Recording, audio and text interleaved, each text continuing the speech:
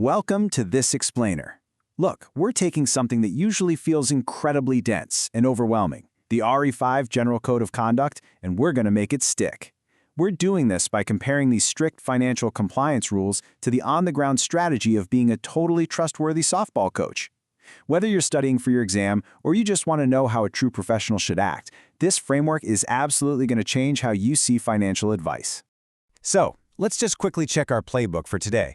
We've got the golden rule, communication duties, the step-by-step advice process, ethics and conflicts, and rules and complaints. Oh, and definitely stick around for the happy coach trick at the end. It's a literal game changer to help you ace your exam.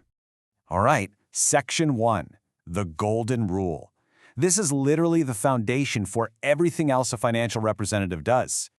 There's this quote that just hits the nail on the head. Treat your client the way a good softball coach treats their players. Think about the best coach you've ever had. They're honest, right? They don't lie, they explain things super clearly, and they always act in the player's best interest, not their own. They definitely don't pick favorites just because a kid's parents bought the team pizza. Well, a financial advisor has to operate with that exact same level of integrity. It's simple. Your client's needs always come first. Moving right along to Section 2, Communication and General Duties. Let's talk about how a good coach actually talks to their team. Imagine a coach yelling at a 10-year-old to execute a lateral rotational kinetic chain movement with maximal torque. I mean, the kid would just stare at them. But if they say, swing the bat harder using your hips, boom, point made. Same goes for the financial world. Throwing around crazy jargon doesn't make you look smart, it actually makes you non-compliant. The information you give absolutely must be correct, super easy to understand, and never, ever misleading. And just like a coach wouldn't wait until Saturday morning to tell you the big game moved from 10 a.m. to 8 a.m., you cannot delay when things change. If a fee is going up or a policy condition shifts, you don't wait for the annual review. You tell the client immediately. No delays. When it comes to costs, clarity is everything. We never use vague percentages where the client has to do the math themselves, and we never pull the whole, oh, a small fee applies trick. Always give the exact rand amount. So instead of burying it in the fine print, you say the administration fee is exactly R$250 per month. It just removes all the guesswork. Okay, Section 3, the 5-step advice process. It's actually pretty wild how much this framework mirrors fitting a player for new gear. You have to strictly follow these 5 steps. First, gather information. How old are you? Have you played before? In finance, that's digging into someone's income and risk tolerance. Step 2 is the needs analysis. Do they need a bat for control or for power? What do they actually need? Step 3, recommend the right product. And that means the absolute best option for them, not just the priciest one for you. Step 4 kicks in if you're replacing an old product. It's like swapping an old glove. You got to compare the costs and the benefits of making that change. And finally, Step 5, you have to check that the client fully understands before moving forward. So, what if the client just won't listen? Well, if a softball player refuses to wear a helmet, the coach warns them about getting hurt, right? If they still refuse, the coach has at least done their job by warning them. In our world, if a client refuses to share their salary info, you don't just guess. You have to explicitly warn them that without the full picture, your advice might not be a perfect fit. You document that warning, and you protect both yourself and the client. Let's dive into Section 4, Ethics and Conflicts. This is all about keeping the game totally fair and keeping your motivations pure. Picture this, you're the coach, and a bat company says, hey, we'll slide you $20,000 if you make all your players buy our bats, but you know another company makes way better gear for your team. What do? You pick the better gear. You turn down the cash payout because the players' needs come before your own profit. Every single time. It's non-negotiable. Which brings us to what a conflict of interest actually is. It happens when money, gifts, or any prohibited incentives tempt you to prioritize pushing the most products instead of the best ones. We're talking massive commissions, a free overseas holiday for pushing a specific insurer, anything that puts quantity over quality. Basically, if it clouds your judgment, it is a conflict.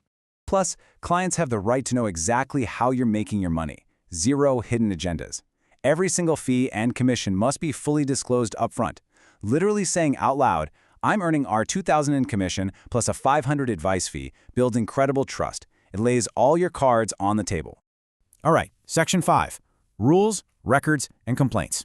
Let's talk about the administrative side of the playbook. Your record of advice is your scorebook. It proves what happened and exactly why you made the calls you did. And the exam is going to test you on these strict timelines. If you're face-to-face, you hand it over when the contract is completed. Direct marketing, you've got a 30-day window. And for telemarketing, you only provide it if the client specifically asks for it. Now, let's talk about handling money. If you're collecting cash for new uniforms, you don't just stuff it in your pocket and forget about it for a week. Representatives have to give a receipt immediately and deposit client funds into a separate designated bank account within one single business day. Period. Oh, and just like keeping a player's ID safe, you have to carefully protect their wills, policies, and title deeds. Look, sometimes people get upset. When a client complains, kind of like an angry parent challenging an umpire's bad call, financial companies have to follow a really strict timeline. The complaint has to be in writing. The firm must acknowledge they got it within 3 weeks. Then they have up to 6 weeks to actually resolve it. And if the client isn't happy with the outcome, they have exactly 6 months to escalate it to the ombud. And hey, you obviously can't advertise that a certain bat guarantees a home run every time you swing it. Financial ads have to be truthful. If you're showing past investment results, you are legally required to include this exact disclaimer. Past performance is not indicative of future performance. Because a great year last year doesn't guarantee a thing for next year. All right, we made it to Section 6, the happy coach trick. Let's bring all this together for the ultimate post-game recap so you can effortlessly memorize these 16 rules. Just picture a happy softball coach. The word happy actually maps out your first 5 principles. H is for honest and fair. A reminds you to ask questions first, get that info. P is for plain language. The second P is protect the client's interests above your own. And Y, your advice is recorded. Then coach finishes the playbook. C stands for conflict avoided. O means open about your costs and commission in exact rands. A is for advertising truthfully. The second C ensures complaints are handled properly. And the final H, handle money and documents safely. And actually, a quick bonus rule here, never ask a client to sign a blank document. I mean, you wouldn't sign a blank piece of paper for your coach, right? So whether you're an advisor studying to crush your RE5 exam, or you're a client looking for real, honest guidance for your future, you've got to ask yourself one final question about the financial professionals in your life. Are you playing for a coach who actually puts your needs first, or are you just a pawn in their game? Thanks for joining me on this explainer. You're going to do great.